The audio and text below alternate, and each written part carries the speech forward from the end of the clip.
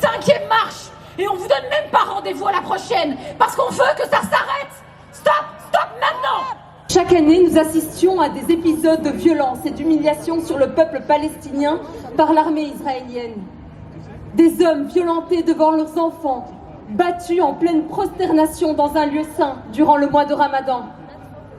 Des femmes dévêtues au foulard souillé pour asseoir leur domination. Et des familles, des enfants qu'on affuble de pioches pour détruire leur propre maison, sous peine de payer aux soldats la destruction de leur foyer.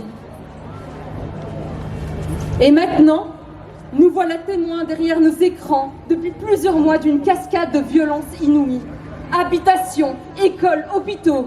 Les forces de l'armée israélienne n'ont rien épargné, assiégeant tout sur leur passage, en invoquant à tort le droit à la légitime défense.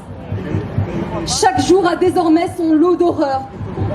Brûlures au 3e degré, accouchements sous les bombes, opérations et amputations de filles et garçons en bas âge, sans analgésique. La qualification de crime de génocide a été avancée par plusieurs organisations de droit international. Bien qu'Israël ait refusé l'entrée des enquêteurs internationaux et des journalistes, les rapports d'enquête des Nations Unies ont mis en lumière les éléments matériels et intentionnels constitutifs du crime de génocide du peuple palestinien. Nous avons toutes et tous en tête les images macabres de ces massacres, l'utilisation de la famine comme arme de guerre et l'intention de détruire le groupe palestinien par la commission de ces crimes a été maintes fois renouvelée par les déclarations des gouvernants israéliens qui, lors de conférences de presse et sur les plateaux télévisés, appellent ouvertement au génocide du peuple palestinien. Les États membres de la CIJ et signataires de la Convention sur le génocide, y compris la Belgique, ont désormais l'obligation de mettre tout en œuvre pour s'assurer que la Convention soit respectée. Alors il nous appartient de faire pression sur nos gouvernants pour qu'ils prennent des sanctions économiques et diplomatiques à l'encontre d'Israël. Votons intelligemment, actons au quotidien en boycottant les entreprises complices de ces bains de sang. Continuons de faire résonner leur voix de Gaza à Rafah. Les Palestiniens résistent, les Palestiniens existent. Alors avant de céder ma place et que nous continuions à lutter et nous époumoner pour les vivants, je souhaiterais qu'on prenne ensemble un moment pour honorer la mémoire des martyrs palestiniens, du peuple congolais, ouïghours, rohingyas et de toutes les populations opprimées en récitant la sourate al-Fatiha. Aujourd'hui, juifs et juifs de Belgique et d'ailleurs sommes venus en nombre avec nos organisations progressistes pour rappeler notre soutien au droit, à la justice et à la liberté pour le peuple palestinien. Nous affirmons une fois encore qu'Israël ne nous représente pas. Nous n'en pouvons plus que notre histoire empreinte de souffrance et d'injustice soit instrumentalisée pour justifier une déplorable politique d'occupation et d'apartheid contre les Palestiniens. Nous n'en pouvons plus de la domination du récit israélien au détriment du récit palestinien, et ce, depuis 75 ans. Nous dénonçons les crimes de guerre perpétrés par Israël.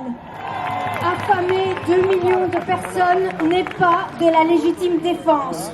Cette guerre génocidaire est commise en notre nom. We refuse it, not in our name, ni in notre nom, pas en notre nom.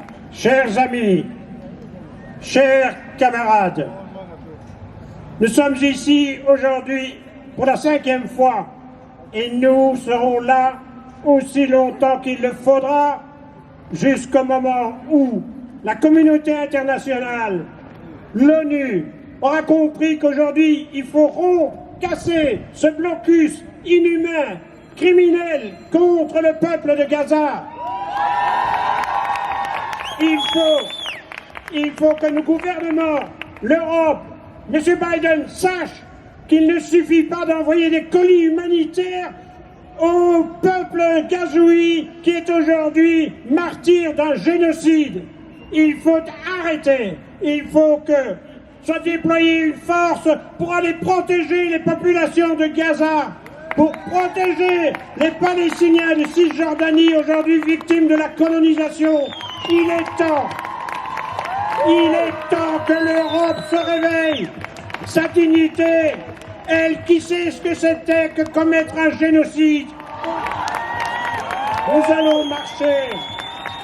allons marcher pour dire combien nous sommes solidaires de la lutte du peuple palestinien, solidaires de sa résistance héroïque, solidaires d'un peuple digne, d'un peuple courageux qui depuis 75 ans a empêché que l'on l'écrase et qui est là, debout face à l'ennemi, debout face au bombardement, debout face à tous les massacres qu'on commet contre lui.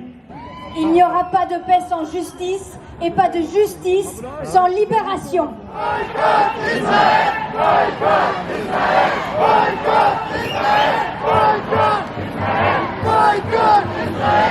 We demand all European governments and organizations to boycott Eurovision until Israel is excluded.